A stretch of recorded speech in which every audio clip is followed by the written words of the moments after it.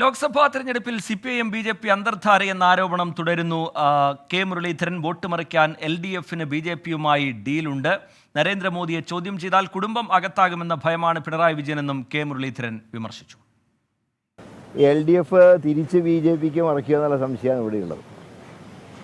ഏത് ഡീല് നടന്നാലും കേരളത്തിൽ 20-20 UDF ജയിക്കും.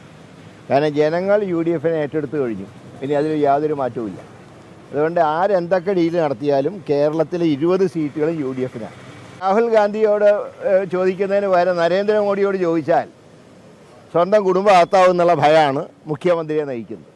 അതുകൊണ്ട് മുഖ്യമന്ത്രിയുടെ ജൽപ്പനങ്ങൾ ജനം അവജ്ഞയോടെ തള്ളിക്കളയുന്നുള്ള കാര്യത്തിൽ യാതൊരു സംശയമില്ല.